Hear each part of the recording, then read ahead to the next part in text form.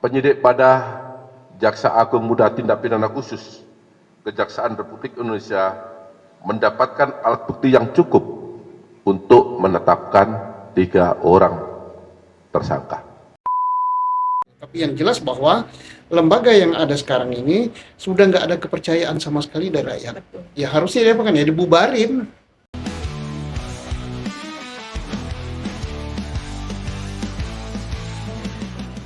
Yang kita tahu nih Pak, hakim itu adalah benteng terakhir dari penegakan hukum, Iya. gitu ya. Tentunya mereka harus orang-orang yang punya integritas yang baik, Ya. karena katanya kan mereka wakil Tuhan Pak di dunia. Tapi yang kita dengar belakangan ini kan justru ketua pengadilan negeri tertangkap. Itu bagaimana Pak? Ketua Pengadilan Negeri Jakarta Selatan. Betul. Ya. Jadi hakim itu idealnya yaitu orang yang punya integritas bagus, tidak mempan di suap, ya. Ya. Jadi orang yang betul-betul baik, ya kalau boleh dikatakan harus suci ya, tapi nggak usah suci 100% ya, karena bukan malaikat. Tapi paling tidak dia figur yang terbaik lah, karena dia benteng terakhir dalam penegakan hukum. Tapi faktanya dasain dan dasolennya beda. Harapan masyarakat kayak gitu, tapi justru terbalik. Sedih gitu ya. Saya sampai hampir putus asa ya. Apakah harus semboyan anak itu pergi dulu balik Kabur dulu aja. sedih gitu. Jadi rusak hukum di Indonesia ini. Kalau seandainya hakim kita baik, polisinya rusak, jaksanya rusak, nanti sampai di pengadilan benteng terakhir nggak tembus gitu ya. Ya. Sudah direkayasa di tingkat kepolisian, direkayasa di tingkat kejaksaan, tingkat hakim dia benar ditegakkan. Itu dong, bukan malah tingkat penyidikan Polri atau penyidikan KPK atau penyidikan kejaksaan sudah benar, tapi diremuk redamkan oleh hakim. Faktanya begitu gitu. Mau nolak gitu, mau protes atau marah sama podcast ini silakan. Beberapa waktu yang lalu Sekjen Mahkamah Agung jadi calo perkara. Beberapa waktu yang lalu ada juga mantan petinggi Mahkamah Agung yang jadi calo perkara, tertangkap sampai 1 triliun. Dan dia katakan itu untuk sekian satu perkara tarifnya sekian. Nah, kalau terkumpul sekian triliun, berarti ada sekian perkara yang dia tangani. Berarti ada sekian majelis hakim yang dia suap. Nah, tapi faktanya kan tidak diungkap semua gitu ya. Nah, itulah bobroknya pengadilan di Indonesia ini. Bobrok sekali, sedih. Jadi ya reformasi pengadilan tidak jalan di Indonesia. Sampai bingung mau komentar apa ya Pak ya. Mau komentar apa? Ya mau katakan bubarkan gitu. Atau apa? Pasti para orang-orang yang bekerja di pengadilan, di Mahkamah Agung atau di mana hakimnya, marah pada saya. Jangan marah pada saya. Koreksi. Ya memang benar. Ada hakim yang bagus. Tidak semua hakim itu jelek. Ada. Tetapi kepercayaan masyarakat sudah menjalar sampai ke lembaganya. Masyarakat tidak percaya lagi kepada lembaga kehakiman.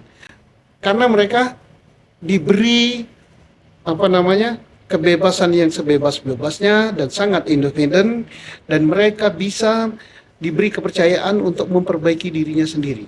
Tidak perlu direformasi oleh lembaga lain karena mereka independen. Tapi faktanya dengan independen, dengan diberi kebebasan malah kacau beliau. Nah, kalau dicermati Pak, sebetulnya yang tertangkap ini kan kebanyakan yang kantornya tuh di sekitaran Monas tuh Pak. Boleh disegarkan atau dimutasikan gitu nggak sih Pak? Yang tertangkap di sekitar Monas, tapi di Surabaya ada kan, di tempat lain ada kan, tempat lain ya kurang mendapat sorotan. Di tempat sekitaran Monas dan kota besar di Indonesia itu banyak perkara besar yang tertangkap, yang dari Surabaya, kemudian Jakarta Selatan dan sebagainya, utara, pusat dan sebagainya. Ya itulah. Saya heran juga, kenapa mereka ini kok berkutit di sini? Kemana Ketua Mahkamah Agung? Pindahkan dong, gantian gitu, dan jangan lama-lama bercokol.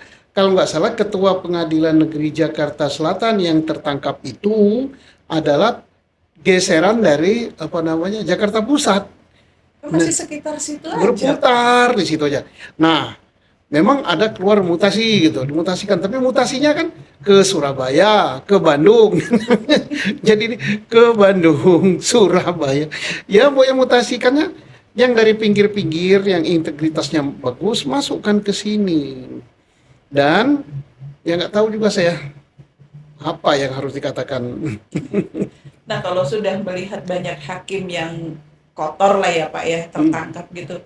Masih boleh nggak sih Pak kita berharap bahwa keadilan itu akan tegak di Indonesia? Saya pribadi saya bebas berpendapat ya, Ya. karena saya pemilik negara ini, rakyat, selaku rakyat saya pemilik negara ini, selaku rakyat saya juga pemilik lembaga pengadilan itu. Karena gaji mereka berasal dari pajak saya gitu, pajak mobil, pajak PBB dan sebagainya. Saya tidak punya kepercayaan lagi ya kepada lembaga pengadilan ini. Karena persentasenya hakim yang baik dengan hakim yang jelek, yang rusak itu banyak yang rusak. Saya tidak meniscayakan bahwa semua hakim itu jelek, tapi lebih banyak yang jelek daripada yang baik. Maka saya tidak ada kepercayaan lagi. Dan saya sudah ngalami gitu. Jadi kalau mau ditanya, kasus Bapak dulu. saya ini selaku partner hakim di dalam menegakkan perkara pidana, saya mengirim perkara-perkara besar, baik sewaktu saya Kapolres, saya di Polda, sama pun saya di Markas Besar Polri selaku Kabaris-Krim. Nah, dan saya yang alami sendiri, saya diadili oleh hakim. Mereka tuh kayak buta tuli gitu kan. Saya yakin kalau saya diadili secara benar, rekayasa perkara terhadap diri saya itu bebas. Tapi kan kayak bisa dipesan gitu. Ya. Jadi kan Memang ada pesanan khusus mungkin Pak. tapi kalau dikatakan gimana? Lo saya ngalami. Ya. Saya ngalami sendiri gitu. Nah, aduh.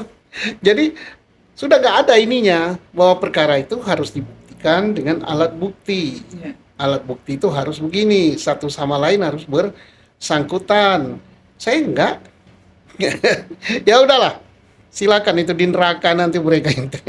Nah, kalau kita lihat dari pengalaman yang Bapak alami lalu mencermati situasi yang sekarang ini, kita boleh berpendapat ya Pak. Menurut Bapak bagaimana sih sebaiknya membangun lembaga peradilan itu Pak? Harus ada lembaga peradilan yang koreksi rakyat atau koreksi DPR itu cukup kuat.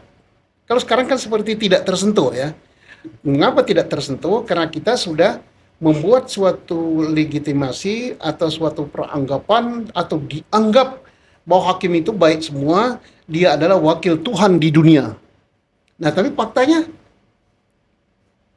Atau mungkin sebutan wakil Tuhan itu harus diganti kali ya Pak? Jangan ya Pak memang wakil Tuhan. itu kan hanya sebutan saja, tidak tertulis di perundang-undangan, tapi peranggapan. Harapan Kemudian ya, maksudnya. peranggapan yang mengatakan bahwa putusan hakim tidak harus dihormati.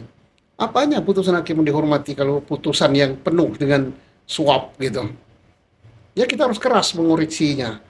Mau marah-marah lah. Kenapa? Kita yang gaji kok.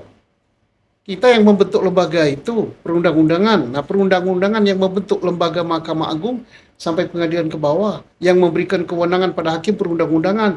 Undang-undang dibuat oleh DPR. DPR wakil rakyat, berarti kita yang memberikan kewenangan itu. Kita yang menggaji mereka. Ya kalau kita tidak puas dengan kinerjanya, kita harus keras mengkoreksinya. Jadi harus diapakan bentuk lembaganya? Pertama, ya harus dibentuk gimana ya? Ini sudah mumet ya, sudah mumet artinya nggak tahu lagi dari ujung dari bawahnya dari mana kita memperbaiki lembaga pengadilan kita ini. Dari mana? Ya kalau saya gampang aja bubarin aja semua, bubarkan bentuk baru gitu. Lalu nanti siapa yang mengontrol siapa Pak? Ya buat perundang-undangan bahwa mereka bisa dikontrol, artinya dia tidak bebas sebebas-bebasnya. Kalau tidak bagus ya bisa diganti hakimnya. Tapi gimana? Ahli-ahli hukum lah yang bisa menentukan itu. Tapi yang jelas bahwa lembaga yang ada sekarang ini sudah nggak ada kepercayaan sama sekali dari rakyat. Betul. Ya harusnya dia apa kan ya dibubarin. Babat habis. Ya udah habis.